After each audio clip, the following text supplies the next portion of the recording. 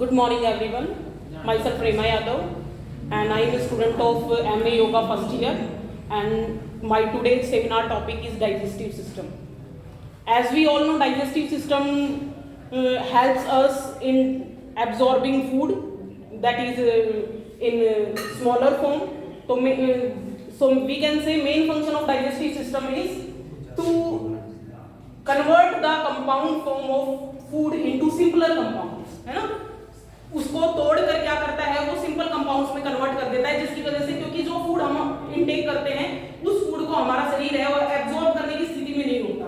तो जो digestive system है उसके अंदर डिफरेंट जो डाइजेस्टिव जूसेस हैं वो क्या करते हैं, उसको सिंपलर फॉर्म में तोड़ के और हमारी बॉडी के द्वारा एब्जॉर्ब करने के लायक बना देते हैं। तो मेनली डाइजेस्टिव सिस्टम का यही काम होता है और इसके अंदर मेनली जो फूड के साथ क्या क्या काम होता है उसके लिए मेनली 5 स्टेज होती हैं, जिसमें सबसे पहला होता है इंजेशन। इंजेशन का मतलब होता है इनटेक ऑफ फूड। इसमें हम क्या करते हैं, भोजन को अंदर लेते हैं, ठीक है। उसके बाद जैसे ही हम उसको अंदर लेते हैं उसका डाइजेशन शुरू हो जाता है। तो सेकंड पार्ट उसका क्या होगा, डाइजेशन।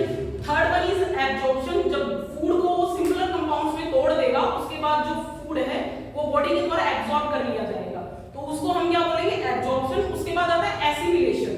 एसिमिलेशन का मतलब होता है जो फूड हमने लिया उसको सिंपलर कंपाउंड्स में तोड़ा गया, वो बॉडी के द्वारा एब्जॉर्ब किया गया, अब वो कहां चला गया, हमारी बॉडी के डिफरेंट सेल्स के अंदर चला गया।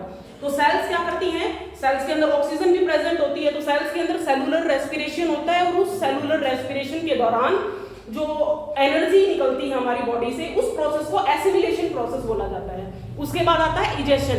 इजेशन है वो डाइजेशन की लास्ट फॉर्म है।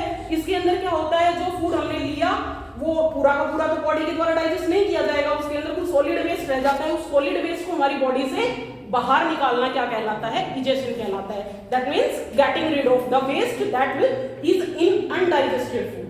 ओके, तो ये 5 स्टेजेस हैं जो डाइजेशन ऑफ फूड के अंदर इंक्लूड होती हैं। उसके बाद अगर हम स्टार्ट करें तो जो हमारा फूड डाइजेस्टिव सिस्टम है इसको हम एक एलिमेंट्री कैनाल या गट बोलते हैं, ठीक है, जिसके अंदर डिफरेंट ऑर्गन्स या डिफरेंट पार्ट्स जो बॉडी के हैं वो काम करते हैं। कुछ कंपल्सरी ऑर्गन्स होते हैं और कुछ हेल्प करते हैं डाइजेशन के अंदर, जैसे लीवर है, पैनक्रियाज है, गॉल ब्लैडर है, ये क्या करते हैं, सिर्फ हेल्प करते हैं, ये डाइजेस्टिव सिस्टम का पार्ट नहीं होते।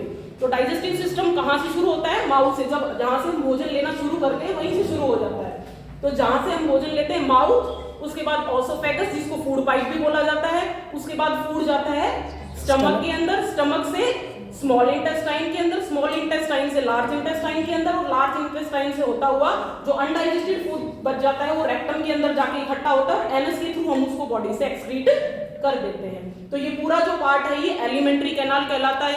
तो इसमें अगर हम एक एक पार्ट की बात करें तो सबसे पहले जो पार्ट